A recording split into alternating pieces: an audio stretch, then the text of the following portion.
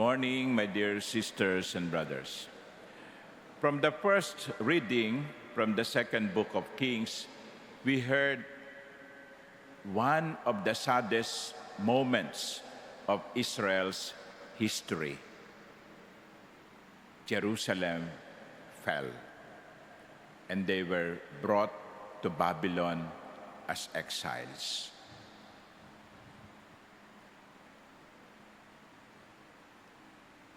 It was a very sad moment para siguro ng mga umabot ng panahon ng Hapon. Meron ba dito inabot yung panahon ng Hapon?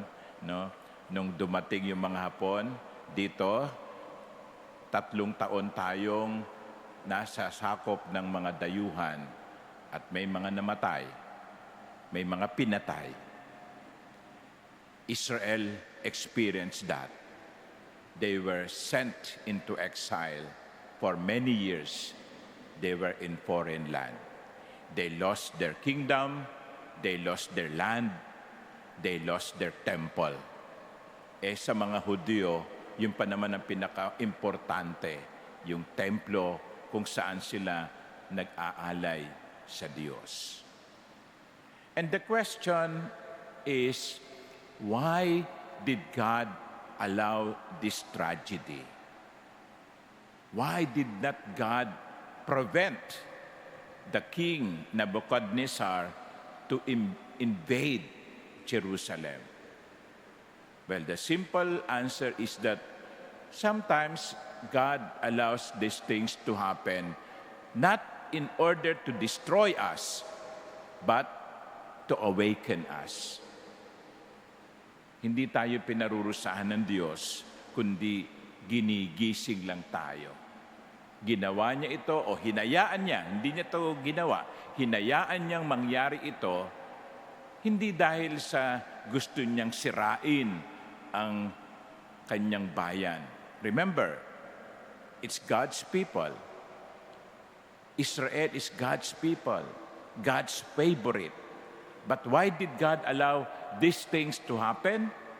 Para turuan ng leksyon at gisingin ang kanyang bayan. Saan? Gisingin saan? Una, don't take things for granted. Don't take things for granted.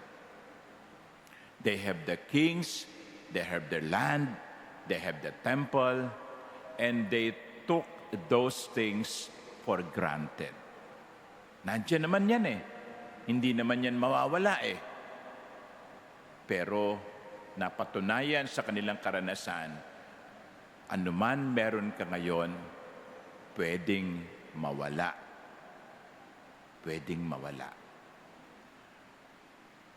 Kaya sa atin, yan na isang magandang paalaala. Mahalin natin kung anong meron tayo ngayon. Mahalin nyo ang inyong pamilya. Mahalin natin ang ating pamilya. Kasi pwedeng mawala. Hindi ko makalimutan yung image nung nanay ni Rene, yung basketball player, nung nalunod. Yung unang image, yung higpit ng yakap niya nung sa airport. Nung si Rene, yung basketball player, ay pupunta ng Maynila from Agusan. Hindi niya inisip siguro na yun na ang magiging huling yakap nilang mag-ina. Sapagkat after few days, Rene is no longer alive. So don't take things for granted. Health. Huwag niyo sabihin, malusog ako ngayon. No, malusog ako. My heart is like a heart of a 30-year-old. Wow, good. But don't take your health for granted.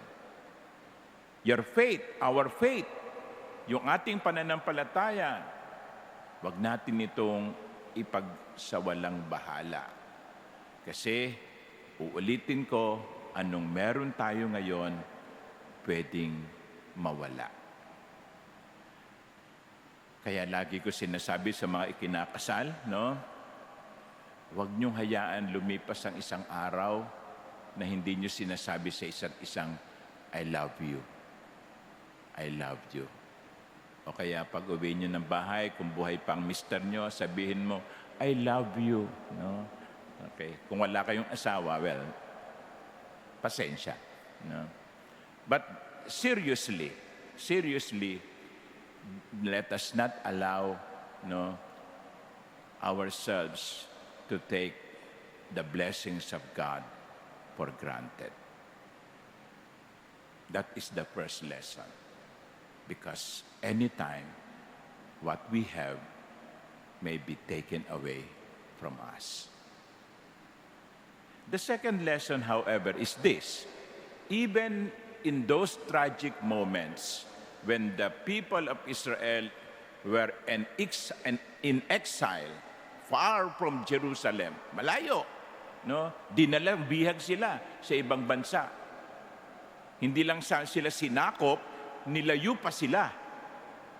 But you see, during those moments, during those times, God did not abandon them. Hindi sila iniwan ng Diyos. Ganon din tayo, mga minamahal kong kapatid.